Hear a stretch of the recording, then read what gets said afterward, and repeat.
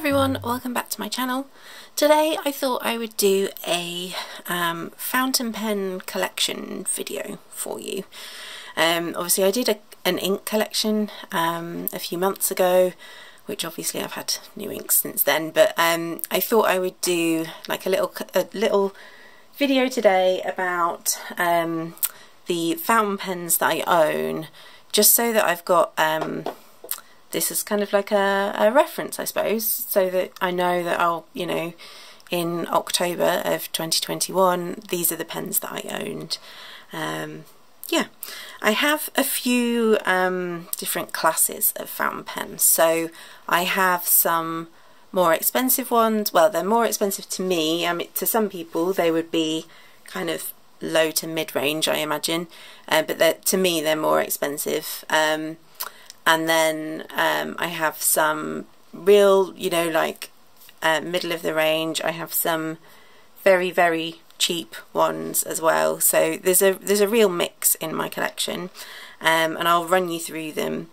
And then I use fountain pens for different things. So I have fountain pens that are for writing, and then I also have fountain pens that I use for art, because I have I create ink and line illustrations, so I use fountain pens for that too. So I thought I would just very quickly show you the different cases that I keep my fountain pens in as well. I've done a tour of this one, which this is my Superior Labour pen roll, and this is actually what I use for my art supplies, so my art pens are in this one. This one is my little Superior Labour zip around pen case, and this is the one that I use the most out of my Superior Labour pen cases. Oh, there's a pen missing, hang on. There we go. And this, yeah, this is kind of just it just has these two pockets here, and I keep my pens on one side, and then this is like other stationery bits on this side. And I like this one because I feel like it keeps my fountain pens quite secure. I don't feel like they're rolling around. The only thing is this space isn't split, so if you were worried about them rubbing against each other and scratching, then that is something to be aware of. And I wouldn't really recommend doing this with the clips like I have either, because this has it has scratched the clip on this pen. So that's just something to be aware of if you are planning to store your pens in a pen case like this. But yes, this is from the Superior Labour. I really like their products, and this one goes everywhere with me. And then this one is my Galen Leather 10 fountain pen case. So it has the like elasticated little holders and these little it's not real suede, it's fake, but fabrics to cover it, and then it just zips around. It's a really heavy duty zipper, and it's got sort of like a nubuck exterior. I think this was called Crazy Horse Brown or something. It's not my favourite, you know, it's really well made, like the quality is really, really good, but the thing that I don't like about it is the elastic. I find it's very, very tight. Even when it's loosened, like even when I've stretched it out, it still is very tight. And it does, on one of my pens, on this TWSBI, it does pull this little gasket out when I slide the pen in, so I do find that frustrating. But they're really well made pen cases. So those are the holders that I use. So let's go into the actual pens themselves. So I'm going to try and remember to do pen swatches, writing swatches of each pen. So I've pulled out this Rhodia notepad. So I think I'll start with the pens in here. So the pens in this Galen case, they're the ones that I'm not using as much at the moment. They're still pens that I love. I'm not a yeah, if there's a pen that I don't really love anymore, then I will move it on. I don't hold on to them if I don't like them anymore. I used to have quite a few Kawecos, the plastic ones, and I sold all of those because they're just not my they just weren't my favourite. Basically, they weren't my preference. So yeah, I do move them on if I lose interest in them. They aren't all inked at the moment, and I'm not going to ink ones that aren't. Some of these do have ink in them even though they're in storage, because I will actually still like take them out to journal with, and I don't want to have to ink and then clean out every single time. So although they're not ones that are in my sort of daily pen case that I'm carrying, they are ones that get used for journaling quite a lot, so you'll notice which ones they are because they're inked. But I will show you if I have inked them at some point recently. There will be a swatch in my swatch book, which I have a video of setting this up if you haven't seen it before. So I will show you the writing samples in those as well. So I think what I might actually do is start with oldest and go to newest, just because I think that's quite a fun way to do this. So this little guy is a Parker Jotter, and it was my first fountain pen, and I've still got it. It is like the traditional, in the UK at least, like most children when they're learning to write with a fountain pen, this is the pen that everyone kind of goes for because they're really cheap and you can get them pretty much everywhere. And they are just a typical Parker. I think it's a medium nib as standard. I don't know if you can even get them in different nib sizes. Stainless steel, and they just take a long Parker cartridge, which isn't in there at the moment. But yeah, this was a real workhorse pen. I had this for quite a few years, and I think it was the only fountain pen that I owned for quite a few years, until I got my second Parker. And yeah, I remember doing a lot of exams with this pen, and I used to use it with blue ink. I don't really use blue ink now, but at the time I like exclusively used blue ink, so and didn't use black, didn't use any other colours. So yeah, that's that one. The second pen that I got is this one, and this one I've actually shared quite a bit fairly recently. This is a Parker Sonnet. I got this when I was 16, I believe, or actually I can't remember if I got it for completing my GCSEs or my Year 9 SATs in the UK. So they're both two exam levels. I think it might have been my SATs actually, because I seem to recall using this in my GCSEs. I can't remember. But my dad had a Parker Sonnet, and so he treated me to one when I'd finished, when I'd got these marks for my exam, and yeah, this was my first like grown-up fountain pen, because the Parker Sonnet does have a gold nib. It's 18 karat. This is actually not the nib that it originally came with. See if I can get it to focus on it. Can you see that it's got two colours there? So the original nib was just all one colour. It was all yellow gold, and it rolled. This pen rolled off my desk when I was doing. It was either my A levels or when I was doing an exam at university. So I think it was my A levels. But basically, it rolled off my desk, landed, tipped down, and bent the nib. And I have still got the old nib somewhere hidden away. But yeah, so this is like my. I think this is probably the pen that I'm the most sentimental about. I love this pen. It's stunning. It's really classic in its styling. It's just got the Parker like arrow clip. It's just stainless steel, beautiful brushed stainless steel, and then just has its little nib there. So there's not much ink left in this pen, so I am going to pull out my little swatch book and find, here you go. So this is a writing sample from the pen. It is an 18 karat gold medium nib. and this is it with Noodler's Black Swan and English Roses in it. So the next pen that I got was this one, and this one has been very much neglected because it was in a box and I forgot that I had it. And this is a Waterman fountain pen. My auntie and uncle got me this one. I can't remember if they got me it for my 18th or my 21st.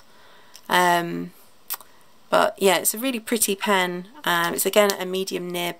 This was my first foray into cartridge converters as well, because it was the first time that I had ever had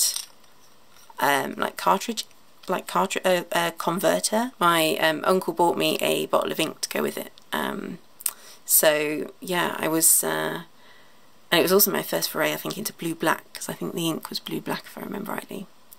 It isn't inked up. It looks like it is because the cartridge is, the converter is so stained from when I used to use it.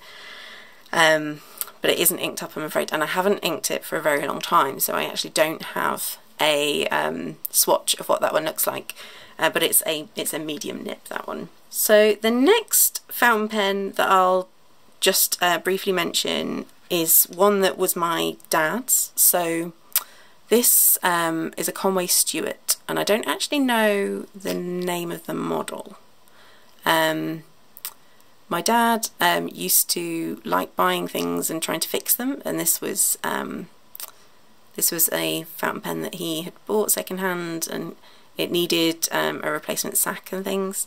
He didn't like to use it because he said it leaked, but I've actually not found that I've not found it leaked. So I don't know if he did manage to fix it, or if it's just the ink that I've got in it, or because I don't take it anywhere, to be fair. So I don't, you know, it doesn't have the opportunity to leak in something.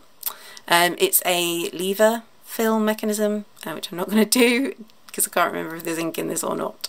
But yeah, it's like a screw, and I just really love the, I don't know if for this particular, for this time period this would have been resin, or if it is something else, but it's really pretty, the pattern. It's kind of got this kind of like gold sort of pattern running through the green, so it's just a really pretty pen. But because it is vintage, I don't use it very often, to be fair.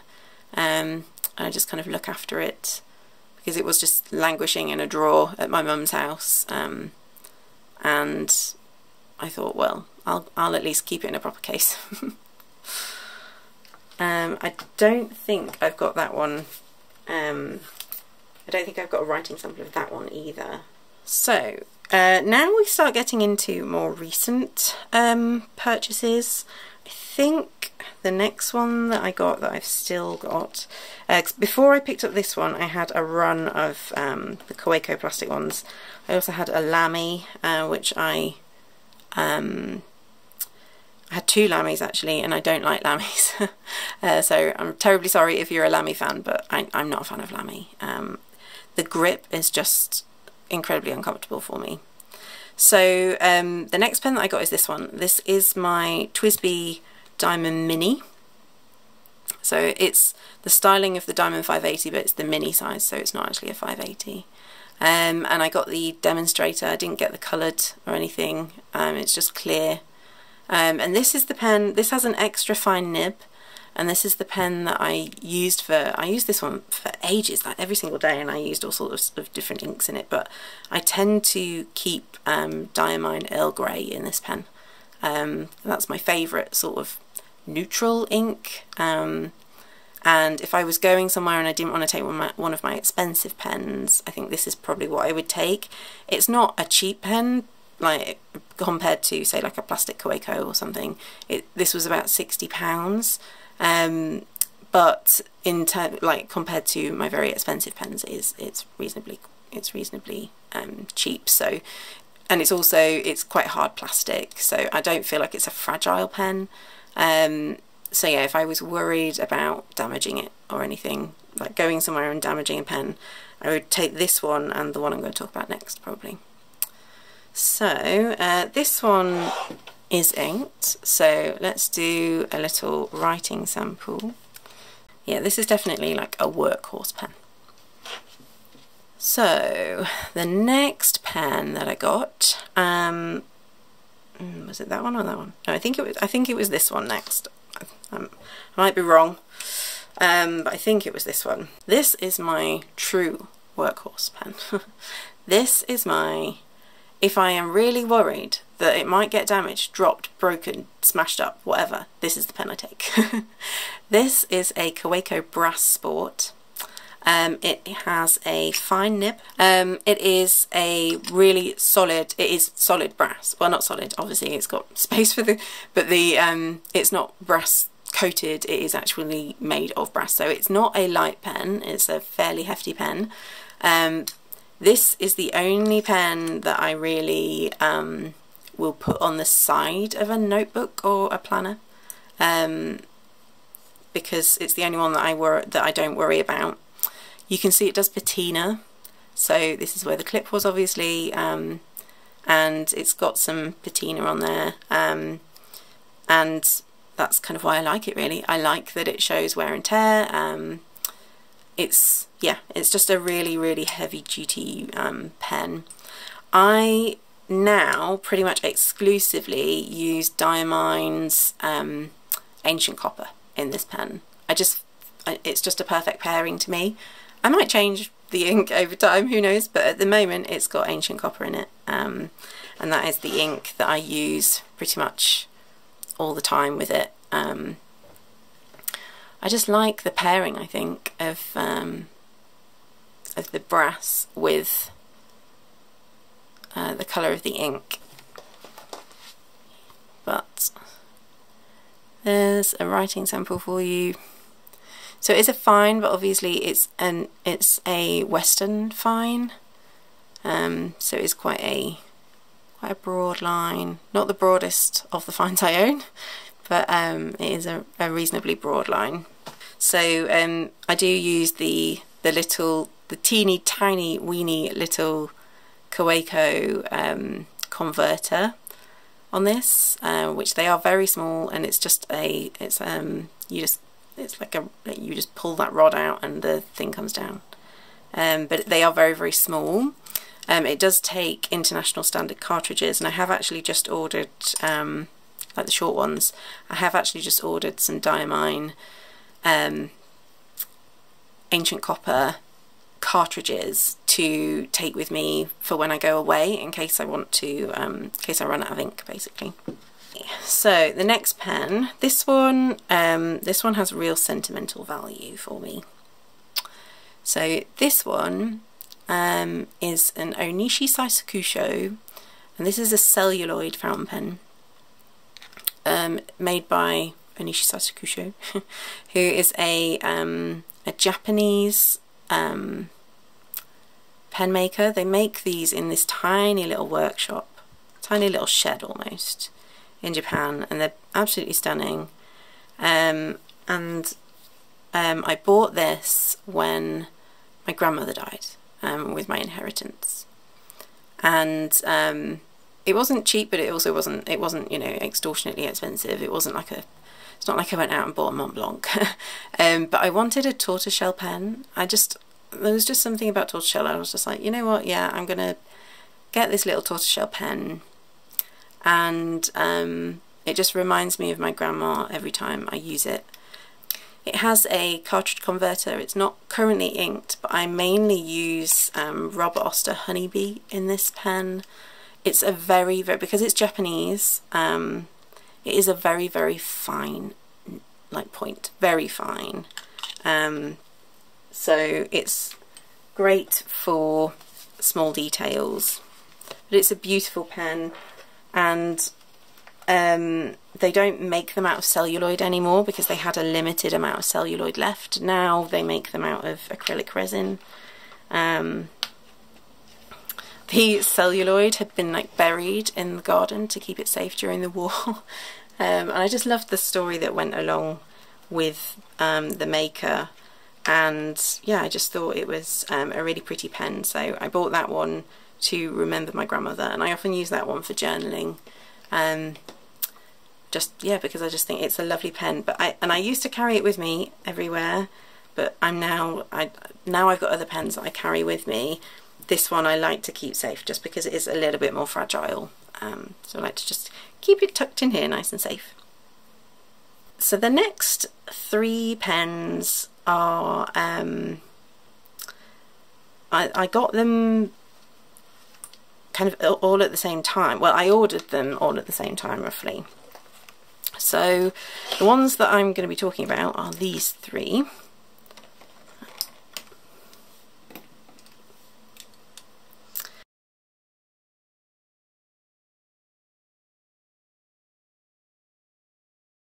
So this is the pen that I received for my birthday this year from my partner, James. And this is my, I would say this is, at the moment, this is my most used pen. So this is a Pelican M605, and it's in white transparent, and it's often nicknamed the Ghost. It's part of Pelican's Souverain line, where it's got the stripes down the side, but this one is, the lines are white and then transparent. And it's a really beautiful pen. I never thought that I'd be able to own one of these because this was limited edition. It came out a couple of years ago, but then a local pen shop to where I live actually had one. I found it online, and I emailed and said, "Have you still got one of those?" And they had. So yeah, so this is, in fact, yeah, I could probably say hands down, this is my most used pen at the moment. Well, bar one that I've just got, that obviously I'm using at the moment because I've just got it. But yeah, this is my most used pen, and it has an extra fine nib, but because it's Pelican is a German company, so it is a Western nib. So an extra fine in this is more akin to a fine to medium, I would even say. I wouldn't even say that it's akin to a fine. There you go. So that's an extra fine. That's a Kaweco fine, which Kaweco is also German, and that's obviously an extra fine, a Japanese extra fine. So you can see like the line is significantly wider.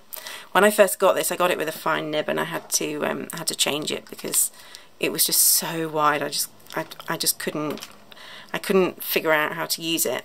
But one of the things that I do love about this pen is the shading properties. So because it is slightly wider, you do get some beautiful shading properties, and I have quite a few inks that I love to use it with because it shows off that shading. So as much as it sometimes frustrates me because it's a little bit wider, I do love that I get to really make the most of my shading inks with this one. So that one gets carried around everywhere with me. The next one that also gets carried around everywhere with me, I actually did an unboxing of on my channel, so you can see it if you like. I'll try and link it. But this is a Pelican, not a Pelican, this is a Pilot Custom 823.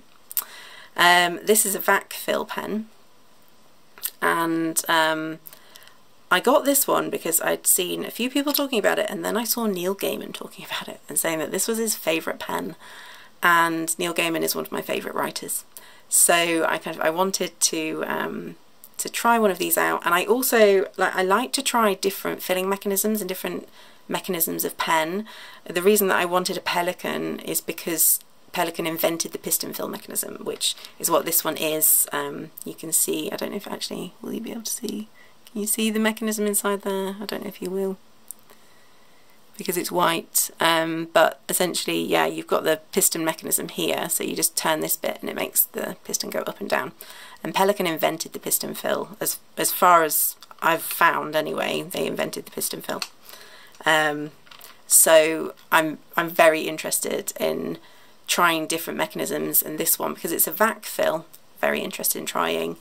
And so many people have said that it's an incredibly smooth writer. Now, if you've seen my unboxing, you'll know that I didn't think it was that buttery smooth, I have to admit, and I've tried a few different inks in here now, and I still, like, my judgment on this pen is that it is only a beautiful buttery smooth writer when it has got Pilot ink in it, which is, you know, that's fine, because manufacturers make pens to suit their products, so that's fine.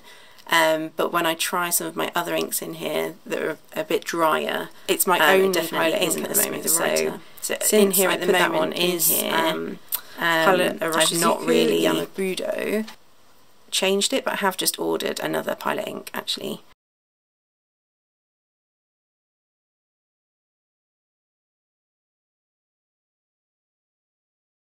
So again, you can see, so this is Pilot is Japanese, so you've got Pilot F and a Pelican EF. Quite a difference there.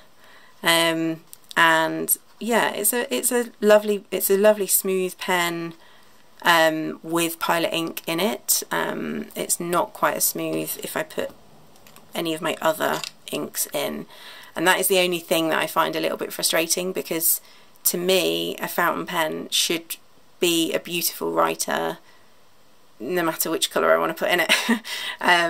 Especially when Pilot, like the different colours of Pilot ink, the Iroshizuku inks, they're £30 a bottle, so they're not cheap, which is why it's taken me this long to buy another bottle. But I do love this pen. It is lovely, and it's got such a massive capacity because it's a vac fill. This whole space here, pretty much, nearly, almost all of it, can be filled. So it's really good for if you want a pen that you just want to fill once and you don't have to faff around with filling it all the time.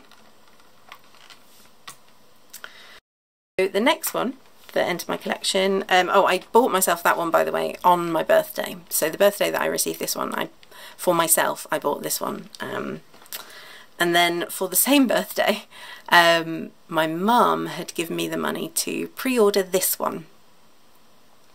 And this pen I'm a little bit sad about. So this is a Sailor Pro Gear Slim in Blue Nebula, and I love this pen. I love the colour, I love the finish. It's a beautiful pen. I don't like the nib. So it wasn't one of the Pro Gear Slims where you could only get it in medium fine, and I wish that I had got like a medium fine. This was one where you could actually pick the width of the nib. You can see it says F there. And it's a beautiful nib, but it is so fine, and it is really quite scratchy, I found, which is really sad because it's a beautiful pen. I've tried a few different inks in it, and I just cannot get over how scratchy it is. I don't know if can you hear?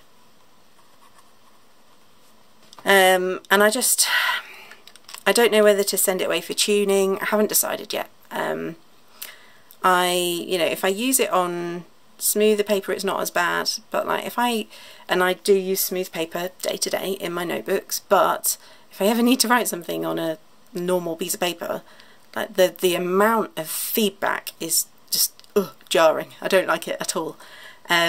So yeah, I don't know whether to send it away to a Nibmeister and just see if I can get it tuned a little bit, just to make it flow just a little bit smoother. I don't know if it would even be possible, or if I just need to buy a new nib. But it's a beautiful pen, so I don't want to damage it. And who knows, maybe I will come to appreciate it over time, or maybe I'll find just the right ink for it. To be fair, I don't own any Sailor ink, and that's sort of my next thing that I want to do, is to try an actual Sailor ink in it to see if that improves it like it did with the Pilot. But I haven't got around to ordering any Sailor ink yet, so that's my next thing that I'm going to do with this one. But it is just stunning. Like, it's got sparkles in it. It's my favourite colour. Like, teal turquoise is my favourite colour, so kind of makes me sad. I am a little bit wary about carrying this one around with me, just because it is resin, and I have heard stories of Sailors cracking, and also even like when I'm tightening it, I daren't tighten it all the way, because again I've heard stories of Sailors cracking along here. So it is quite a fragile pen, so I do keep it tucked away safely in its little case, and I bring it out when I want to do some journaling or anything. Then the last pen that I use for actual writing is my most recent pen, and this one, I've been wanting to add one of these to my collection for a long time. It's a Pilot Vanishing Point. It's got a fine nib, and I wanted to add one of these to my collection for ages, and I couldn't decide which colour I wanted. Like, everyone was buying the matte black one. I'm not a matte black kind of person, so didn't want one of those. Couldn't decide which colour pairing I wanted, and then I eventually settled on this red and gold, which I really like. And I've only had it for like a week and a half, but I've been really enjoying it. It was a bit of an experience filling it, I'm not going to lie, and I've actually now resorted to, I've just filled an empty cartridge because the converter holds so little ink. So I have just been refilling an empty cartridge. It came with an empty cartridge, so I've just been using that. But I really like it. I like how convenient it is. I have been using this week at work, and it's really great for when I just really quickly want to grab a pen and start writing. I am still getting used to writing with it, and the nib. I can't, sometimes it sort of skips a bit, and I don't know if it's because I've got it at a funny angle. I'm not sure. I'm still sort of getting the feel for how it wants to be written with. But I really like it. Again, this was again a bit like the vac fill and the piston fill. I wanted a pen with this mechanism, basically. I just wanted to have a pen in my collection with this mechanism. And I didn't realise until I got it that they invented this in like the 60s, so it's been around for a long time. And it kind of blows my mind that they came up with a way to do a retractable fountain pen in the 60s. So yeah, it's really cool. I'm really enjoying it. At first I thought I was going to get one of the Decimo ones, and I'm glad that I didn't actually. I quite like the size of it. It feels comfortable in my hand, and I was really worried about the clip for ages, and it does sometimes feel a little bit like it's in the way, but it's not too bad. But yeah, obviously I've not had it very long, so I can't speak to how well it will fare over time, but I am really enjoying using it, and I'm really glad that I got this one. So that's the last writing pen, and then we go into art pens. So let me just move this cover out of the way. So I keep them in my pen roll, which has my art materials in it. And these pens are only really used for art. One of them I occasionally will use to write with, but the rest of them just get used for art. They don't get used for anything else. I'll start with the first one that I got. This is a Kaweco Perkio. It's a really cheap Kaweco. Well, it's not their cheapest, I don't think, but it was about £13. It wasn't very expensive. And this has got a fine nib on it, and it is really quite damaged, colour damaged, because I use, in these pens, I use permanent ink. I use pigment ink. I use the platinum carbon ink in these, so it's, you know, it's got colour damage, and the converter is completely colour stained, and so is all of the bits and bobs and everything. So I don't generally like to use expensive pens for this, but I do have one more expensive pen. But this is, like I say, this is one that I use for drawing, so it isn't actually one that I write with. It's actually one that I use to mark make with. And then more recently, I've been using that one for years, but I decided that I wanted something a little bit finer that I could use for when I wanted to do smaller details. So then I did a little bit of experimenting with these three pens. So these two are Gin House. I can't remember the like the number. They have numbers, and I can't remember what the number was. But they're a really heavy metal traditional cigar pen, and they have gold nibs, and they cost less than £5 each from AliExpress. They're not the most comfortable, but they're okay. And again, I just use these for drawing with. There we go. Okay, so this one's the broad. So this one I keep the black ink in, and the other one has got the brown ink in. And they are 18 karat gold nibs, and I wanted a gold nib because I wanted something that could do variable line width. So yeah, they were only like a few pounds each. And then I also got this pen, which this is a Duke Fude pen. So you can see it's got the bent nib. This one isn't a gold nib, it's stainless steel. But again, it was only a couple of pounds, and because it's a Fude pen, you can sort of like do different line widths, and then you can also go upside down. And again, I wanted this for the line widths. And then after I'd sort of had those for a little bit and I was playing with them, I bit the bullet and I bought a slightly more expensive pen that can do variable line widths. And this one is it's another Pilot pen, and it's a custom 74. I nearly said 73. It's a custom 74. And this one, so this one was, it wasn't a super duper expensive pen, but it was about £90, I think. So a lot more than the pens that I was using, and it does make me a little bit more nervous because obviously I'm still using the pigment ink in it, but I do try and clean it out regularly. And it has a soft fine nib, which I don't know if I don't think you'll be able to make out the actual letters on the nib, but it says SF. And soft fine basically means that the gold is more flexible, so it can do these teeny tiny little lines like this, but then it can also do this. So it almost simulates like a flex, but without it actually being a traditional flex nib. So again, this is a pen that is for me to do drawing with, sketching with, and I can do these teeny tiny weeny little lines, like feather-like lines, and then I can also put a little bit more pressure on and do something a little bit thicker. So this is kind of like the pen that I'm using the most for art at the moment, and yeah, I'm really enjoying it. I'm just scared of the ink though, to be honest. But I'm just scared that it's going to get blocked up. But yeah, I think it's a practical pen, so hopefully it won't, as long as I keep it clean.